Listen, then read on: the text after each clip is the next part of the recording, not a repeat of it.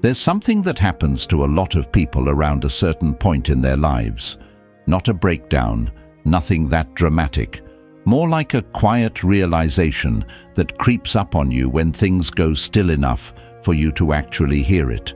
And the realization is this, that so much of what you've been doing, so much of the energy you've been spending has been pointed outward, toward other people, toward how you're landing with them, how you're coming across, whether they walked away from you thinking the right things. And when you see that clearly for the first time, it's uncomfortable, because you realize just how long it's been going on. Most of us were never taught to notice this about ourselves. We just absorbed it. From early on, the world gave us signals. Someone's face would shift and we'd panic. Someone would go quiet and we'd run through everything we said, trying to find the thing that caused it. And slowly, without ever making a conscious decision about it, we started organizing our behavior around those signals, around the reactions of other people, around the imagined version of what they were thinking, and we just kept living like that. For years, sometimes. The strange thing is, it doesn't feel like fear when you're inside it. It just feels like being a reasonable person, being thoughtful, being someone who's aware of how they affect the people around them. But there's a version of that which is genuinely considerate, and then there's a version that is just anxiety with better posture. And a lot of us have been living in the second version without realizing it. Marcus Aurelius wrote something in his private journal that stayed with me. He said that you have power over your mind and not the outside world, and that once you really understand that, not just as an idea, but as something you feel, you find a kind of strength that nobody can take from you. And what strikes me about that isn't the insight itself, because it sounds simple enough. What strikes me is that he was writing it down for himself. He wasn't performing it. He was a man with more power than almost anyone in history, and he still had to remind himself of this, still had to write it down and come back to it, because it's genuinely hard to live. Which means, if you struggle with it, you're not weak, you're just human. Here's the thing that actually changes everything, though. The people whose opinions you've been quietly managing your life around, they're not thinking about you the way you think they are. And I don't mean that as a dismissal. I mean it literally. They are inside their own version of exactly what you're doing. They're worried about how they came across in the same conversation you're replaying. They're running their own quiet calculations about whether they said too much or not enough. Everyone is doing this. Everyone is the most self-conscious person in every room they walk into.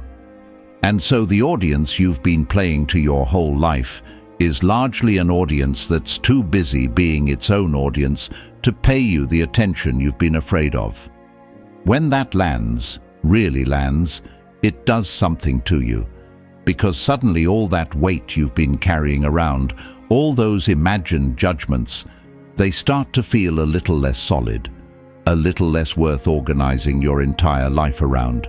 And in that space, something comes back to you, this quiet sense of your own opinion of yourself, which sounds obvious, but if you've spent a long time outsourcing that, getting it back feels almost foreign at first.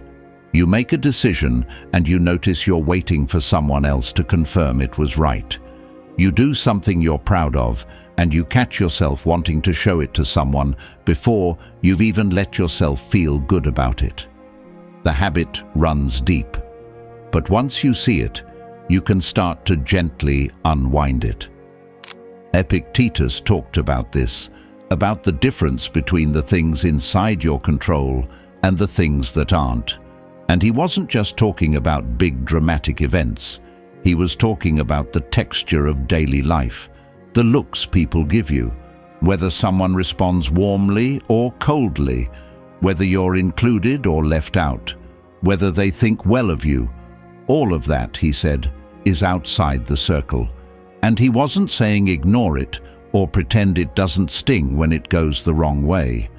He was saying, don't build your foundation there, because that ground is always shifting. Other people's moods shift. Their attention shifts. Their opinions of you can change based on things that have nothing to do with you. And if your sense of yourself is built on top of that, then you're going to feel every tremor. But when you build it on something internal, on your own values, your own honest assessment of how you're living, that doesn't move. Someone can be cold to you, and it doesn't rewrite your sense of who you are. You feel it, of course you feel it, but it passes through you rather than settling in.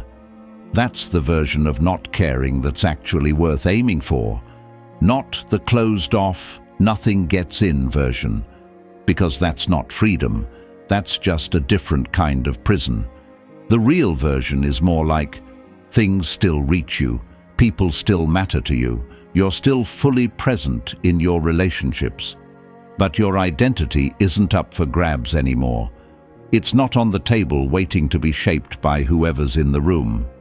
And relationships, oddly enough, actually get better when you get there, because when you stop needing people to constantly reassure you, when you stop coming to them with that invisible ask underneath everything you say, you become genuinely easier to be around.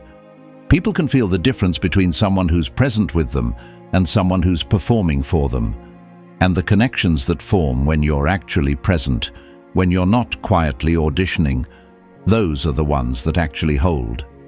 The practical side of this isn't some overnight transformation. It's small and it's steady. It's catching yourself about to make a choice based on how it'll look and pausing to ask what you actually want instead. It's letting something sit without immediately needing someone else's take on it. It's finishing a day and measuring it against your own sense of how it went, rather than the number of times someone made you feel good about yourself. Marcus Aurelius came back to this question his whole life. He wrote once that it's a waste of time to ask what a good man is when you could just be one.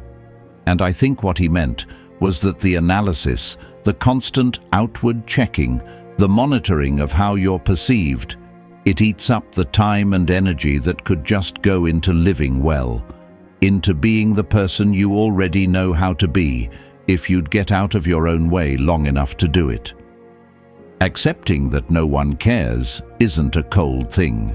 It's not about hardening yourself or deciding that connection doesn't matter. It's about finally, genuinely releasing the part of you that's been on guard this whole time, the part that's been scanning every interaction for threats, for signs that you've fallen in someone's estimation, for proof that you're okay. That part is exhausted. It has been exhausted for a long time, and it has never once given you the thing it promised, which was the feeling that you're finally, permanently enough. That feeling doesn't come from out there.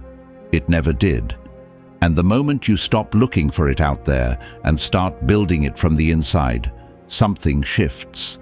Nothing around you changes, but the way you move through everything does. You make choices that are actually yours. You stop waiting for permission. You stop shrinking, and you start, slowly and genuinely, to feel like your own life actually belongs to you, which is the only place it was ever going to come from anyway.